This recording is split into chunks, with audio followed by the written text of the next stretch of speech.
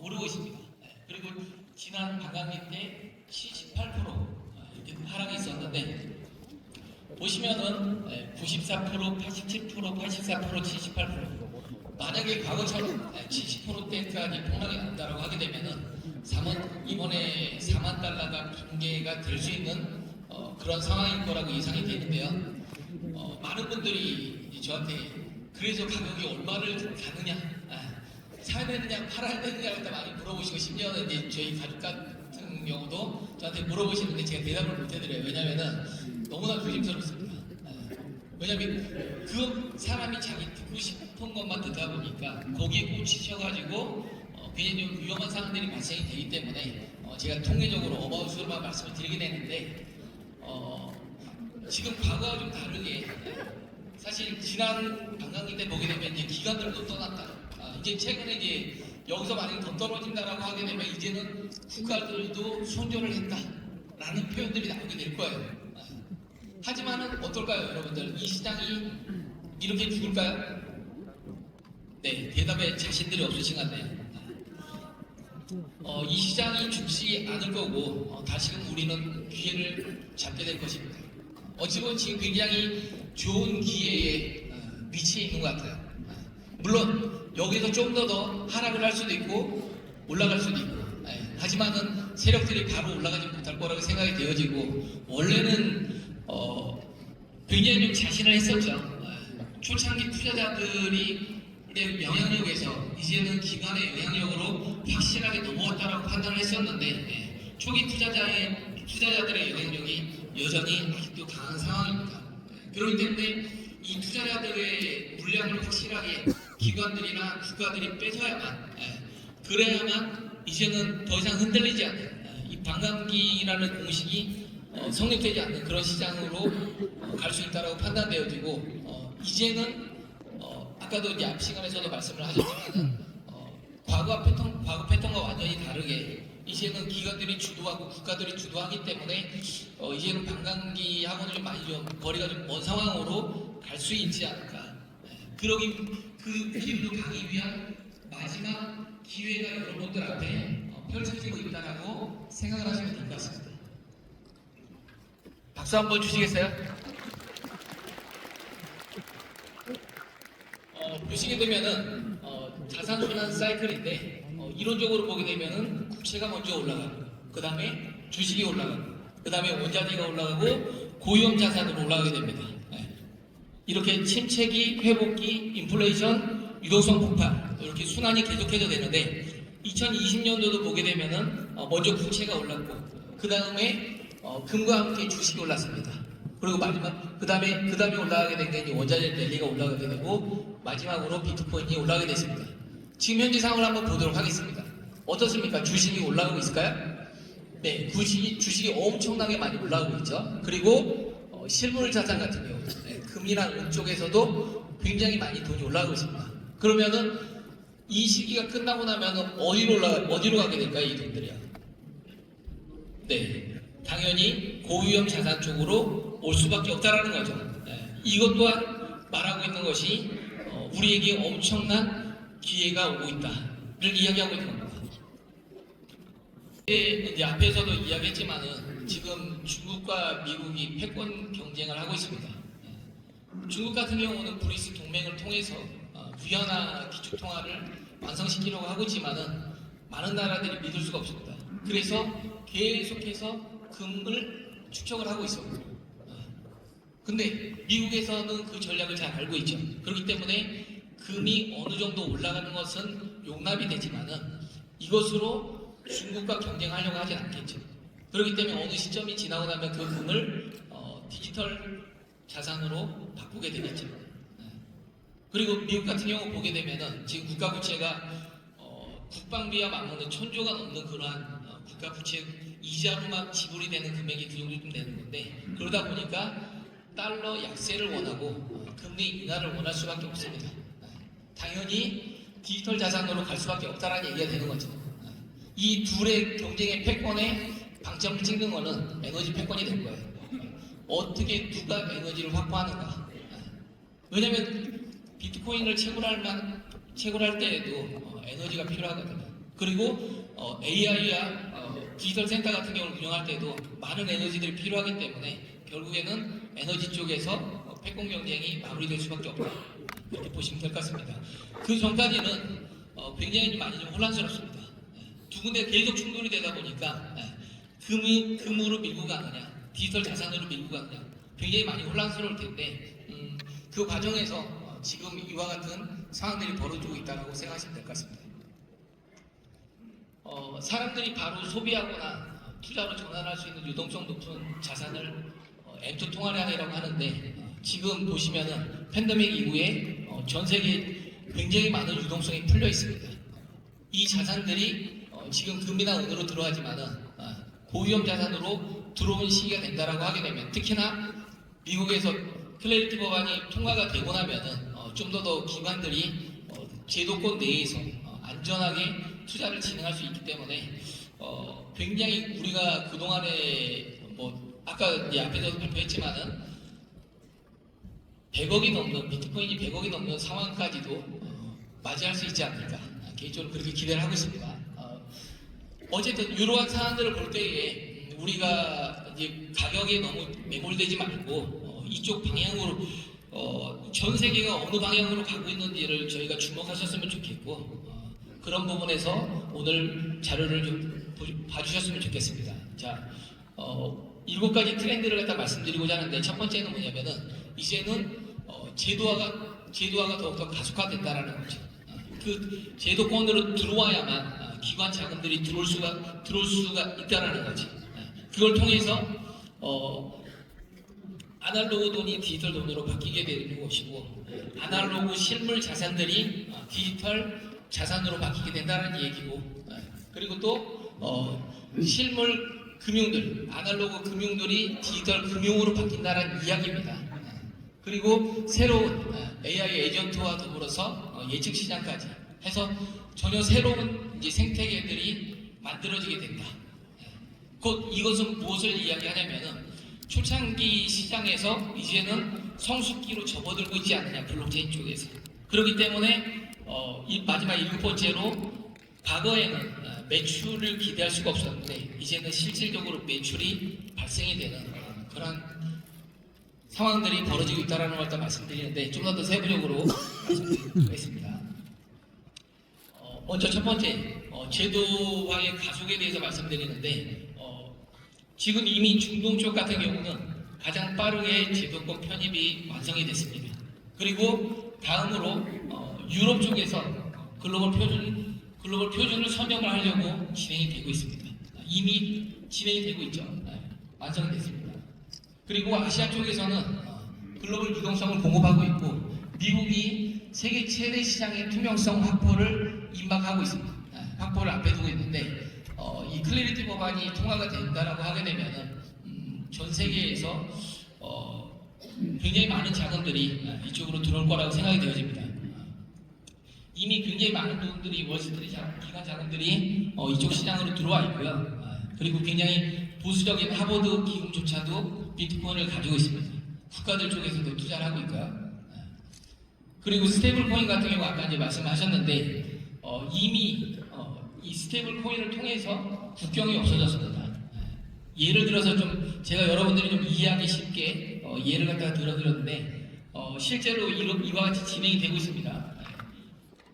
개발자 A씨 같은 경우는 국적은 아르헨티나이지만은 미국에서 일을 합니다. 미국 기업에서 일을 하고 테더로 돈을 받게 되는 거죠. 달러 가치 하락에 염려가 없습니다. 그리고 무역하시는 분 같은 경우도 은행 시간에 제한 없이 테더로 결제를 하고 얼마든지 무역을 할 수 있다는 거죠. 특히나 이제 국내에 굉장히 많은 노동자분들이 들어와 계신데 그분들 같은 경우도 송금을 어떻게 해요? 이제는 테더로 한다는 거죠. 이미 이 시장 같은 경우는 보면은 전 세계 경제의 절반을 움직이고 있습니다. 이거는 누구도 거부할 수 없는 그러한 흐름인 거죠. 비록 제3세계에 있는 분들 같은 경우는 은행 계좌가 없을지라도 핸드폰으로 다 가지고 있다는 거죠. 이걸로 더욱더 시장이 확대될 수밖에 없다는 이야기입니다. 자, 그리고 RWA 아까 이제 자산 토큰과 관련해가지고 이야기를 하셨는데 좀 더 세부적으로 예를 들어서 말씀드리면은 미국 부동산에 우리가 투자를 할 수 있다는 거죠. 많은 돈이 필요치 않습니다. 국채에 한정되는 부분이 있는데 앞으로 이와 같이 실질적으로 저희들이 투자할 수 있는 그런 플랫폼들이 열리고 토큰화가 된다는 거죠. 굉장히 큰 시장이 열린다는 겁니다. 그렇게 해서 이미 미국 국채가 토큰화되었고 금과 부동산과 미술 같은 경우도 많은 RWA 실물 자산들이 토큰화되고 있고 결국엔 우리가 코인만을 트레이딩하고 있는데 이제는 제가 말씀드린 이 모든 것들을 트레이딩할 수 있는 그런 시장이 열린다는 거죠. 이미 바이낸스에 어떻게 돼 있어요? 테슬라 주식이 토큰화돼서 상장이 되고 토큰화돼서 그것을 사고 팔고 할 수 있다는 거죠. 그리고 디파이 쪽 관련해서는 보시면은 지금 은행들이 오프라인 은행들이 굉장히 많이 문을 닫았어요. 그죠? 그러면서 이 은행들 같은 경우는 더욱더 비즈니스가 굉장히 좀 어려워질 거라고 예상이 되어지는데 거꾸로 우리는 어떤 장점들이 있냐면은 굳이 은행의 이자가 별로 많지도 않은데 거기다 둘 필요가 없다라는 거죠. 그동안에 우리 매매만 썼었던 이 코인을 유동성 풀에다 집어넣게 되면은 지금도 물론 이런 시장이 있지만 우리가 잘 일반적이지 못한 상태다 보니 우리가 접하지 못하는 부분이 있는데 더욱더 대중화된다는 이야기입니다. 그걸 통해서 여러분들이 이제 사람들이 거래할 때 사고 파는 그 수수료를 여러분들도 이제는 받을 수 있다는 얘기가 되는 거죠. 그리고 적금 만기 시까지 기다릴 필요가 없습니다. 이제는 자유롭게 언제든지 입출금 가능하면서도 이자를 받을 수 있는 그런 시대가 오고 있습니다. 이미 전 세계 154조 이상이 예치되고 있고요. 그리고 굉장히 높은 이자를 제공을 받고 있습니다. 지금은 우리에게 피부로 와닿지 않지만은 올해 이런 일들이 더욱더 가속화될 것으로 예상이 됩니다. 여러분들이 속해 있는 이런 산업들이 이렇게 AI와 더불어서 블록체인으로 연결이 돼버리게 되면은 굉장히 많은 산업들이 생긴다는 거죠. 서비스들이 가능하다는 이야기가 되는 겁니다. 지금 아까 일론 머스크 같은 경우가 자동차를 움직이는 하나의 휴대폰으로 생각한다고 했잖아요. 이제 테슬라 차를 가지고 계신 분들 같은 경우는 그 테슬라 차를 통해서 이 AI 에이전트가 발동이 되게 되면 거꾸로 수수료를 받는 그러한 모델도 생길 수 있을 거라고 판단이 되어집니다. 그리고 예측 시장 같은 경우도 보게 되면은 요거는 이제 그 언론사 같은 경우에 굉장히 좀 큰 모델이 될 수가 있는데 뭐냐면은 지금 미국 쪽에서는 2024년 대선 예측을 할 때도 분명히 여론조사에서는 틀렸지만은 이 예측 시장에는 맞았습니다. 트럼프가 당선이 된 게 유력했었죠. 왜냐면은 사람들은 말로는 거짓말을 하지만은 돈을 걸 때는 솔직해진다라는 거거든요. 그래서 보시게 되면은 여기 이제 두 번째 보게 되면 미디어의 새 수익원이 가능하다라고 예상을 하는 게 뭐냐면은 언론사가 기사 내에 예측 시장을 심어놓는 거죠. 그러면 독자들 같은 경우는 단순하게 뉴스만 보는 것이 아니라 그 결과에 배팅을 할 수가 있게 되는 겁니다.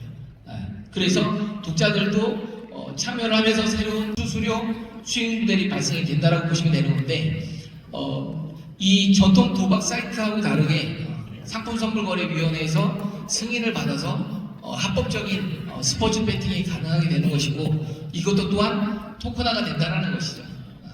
정말 이 시장들이 열리게 되면은 우리나라 규제 때문에 좀 많이 좀 투자할 수 있는 것들이 많이 한정적이겠지만은 전 세계의 코인 쪽에 계신 분들, 디지털 자산 쪽에 계신 분들 같은 경우는 굉장히 다양한 상품들에 그동안에는 토큰을 사고 팔고 하는 그런 쪽밖에 없었는데 굉장히 많은 시장에 투자를 할 수 있는 그런 환경들이 열리게 되지 않겠느냐 예상이 되어집니다. 다음으로 이제 가장 중요한 부분인 건데 과거에는 보면 백서만 있으면은 무조건 투자가 됐습니다. 그리고 우리는 이런 것을 할 겁니다라는 꿈과 비전만으로 투자를 받고 있었습니다. 하지만 이제는 그럴 수 없다라는 거죠. 굉장히 많은 코인들이 지금 나와 있는데 매출이 없는 코인들 같은 경우는 대부분 사라지게 될 것입니다. 이제는 정말 주식처럼 정말 주가당 수익과 매출로 평가받는 그런 토큰 시대로 바뀐다는 것을 의미합니다. 보시면 여기 펌프폰 같은 경우는 솔라나 생태계의 비트코인 런치패드인 거죠. 요 같은 경우는 작년에 1330억 매출이 일어났습니다. 그리고 유니스와 덱스거래소의 대표적인 작년 한 해 1.31조 원의 수수료가 발생이 됐습니다. 수수료 매출이 발생이 됐고요. 그리고 이더리움 예시 서비스 리도 같은 경우도 작년 한 해 1조 수수료 매출이 발생이 됐습니다. 우리가 이제 개인적으로 사전동에 이제 감정평가사인데 맨날 이 친구는 하는 얘기가 뭐냐면은 코인 같은 경우는 매출이 없잖아. 그렇기 때문에 가치를 평가할 수 없잖아 라고 이야기하는데 이미 이와 같이 매출이 발생이 되고 있습니다. 만약에 지금 저희 부요비 코인 같은 저희 회사 같은 경우도 부요비 코인을 가지고 있는데 부요비 코인이 백서를 바꾸고 지금 저희 회사 이제 매출이 있는데 그거를 부요비 코인과 연결한다고 하면은 부요비 코인에 대한 매출도 굉장히 많이 발생할 수가 있겠죠. 물론 그 가치도 또한 기존에 이제 매출하고 연결하지 못했던 부분인데 그걸 연결만 한다라고 하면은 부요비 코인의 가치 또한 엄청나게 상승할 수 있겠죠. 이처럼 매출이 있는 코인에 대해서만 앞으로는 가능성이 열리게 된다. 그리고 여러분들이 그래서 반드시 이게 살아남을 수 있는 코인인가, 매출이 발생할 수 있는 코인인가를 반드시 체크를 하셔야 될 것 같습니다. 여기 보시면은 솔라나나 이더리움이나 트론 같은 1세대 코인들이 이미 매출들이 발생이 되고 있다는 얘기거든요. 보시면은 제가 이제 10가지 코인을 선정했는데 그 선정 기준을 말씀드리게 되면은 앞에 말씀드렸던 그런 트렌드를 반영을 하고 있는가, 그리고 또 언제든 사고 팔 수 있는 그런 유동성이 공급이 가능한가, 그 다음에 3년 뒤에도 살아남을 수 있는가, 월스트리트에서도 주목을 하고 있는가, 진짜 돈을 벌고 있는가, 이렇게 5가지 항목으로 평가를 해봤는데 보시면 굉장히 많은 코인들이 있는데 이 중에서 가장 힘이 가는 게 이더리움하고 XRP가 관심이 많이 갑니다. 그리고 가능성이 좀 높지 않을까. 물론 여기 있는 코인들 같은 경우 전부 다 좋은 코인들입니다. 좀 세부적으로 말씀드리게 되면은 비트코인 뭐 말할 수 없는 뭐 디지털 금이죠. 도미넌스가 가장 높게 포지션을 차지하고 있는데 사실은 비트코인보다도 저는 이더리움이 좀 더 주목이 되고 좀 더 가능성이 높지 않을까 그렇게 예상을 합니다. RWA와 디파이가 확장될수록 이더리움의 수수료와 매출이 계속해서 발생이 되기 때문에 이더리움을 굉장히 좋게 생각하고 있고요. 솔라나 같은 경우도 굉장히 괜찮습니다. 결제와 에이전트 쪽에서도 속도 때문에 굉장히 좀 주목을 많이 받게 되고요. 특히나 이제 XRP 같은 경우 보게 되면은 은행 간 실시간 송금이 굉장히 많이 좀 부각이 됐었는데 저는 미래 금융 플랫폼으로 가장 독보적이지 않을까 그렇게 예상을 하고 있고 정말 딱 하나 남는다. 정말 모든 코인들이 다 없어지고 하나 남는 게 어떤 것이냐를 저한테 물어본다라고 하면 저는 과감하게 XRP를 선택을 하겠습니다. 네. 그리고 BNB 같은 경우는 바이낸스 거래소와 더불어서 이제 디파이, 런치풀 여러 가지 지금 실질적으로 매출이 발생이 되고 있는 그러한 코인입니다. 네, 일일이 코인들을 전부 다 말씀드리기는 좀 어려울 것 같고요, 시간입니다. 그래서 결론을 말씀드리면은 기관들이 선택한 코인들만 살아남게 된다. 그리고 이 7가지 변화를 여러분들이 반드시 이해를 하시고 여기에서 여러분들의 새로운 비즈니스 모델들과 비즈니스 기회가 생길 거라고 자신합니다. 그리고 이제 앞으로는 단순히 백서가 중요한 게 아니라 매출이 중요하다. 네. 그래서 저희 회사 같은 경우는 360개의 코인들에 대해서 실시간으로 서비스를 하고 있는데 사실 워낙에 변동성이 많다 보니까 사고 팔고 하는데 너무나 어렵습니다. 너무나 어려워요. 그죠? 어땠을까요? 어제 저희 시그널에서는 롱 시그널을 줬습니다. 물론 떨어지기 전에 숏 시그널을 먼저 줬었죠. 보시게 되면은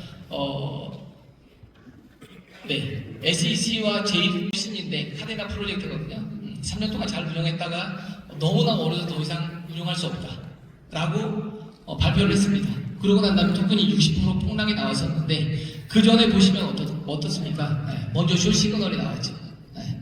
그리고 작년에 160 정산된 10월 10일 같은 경우에도 저희 시그널 보시면 어떨까요? 네. 폭락이 나오기 전에 먼저 숏 시그널이 나와 있습니다. 사실 저희의 모델을 보고 저희 회사를 보고 굉장히 많은 경쟁 업체들이 따라했고 진행이 됐지만은 이 폭락 때 굉장히 많은 업체들이 보드 업체들도 마찬가지고 청산이 됐습니다. 근데 저희 회사는 아직까지 건재하고 여전히 앞으로도 건재할 것입니다.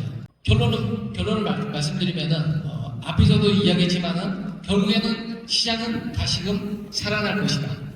그리고 순환 사이클만 보더라도 다시금 우리에게 기회가 주어질 것이다. 네. 그리고 디지털 자산으로 전략을 채택하고 있기 때문에 우리에게는 반드시 기회가 올 것입니다. 디지털 자산 시대는 지금부터 시작입니다. 여러분들의 성공을 다시 한번 응원하면서 이상 마치도록 하겠습니다.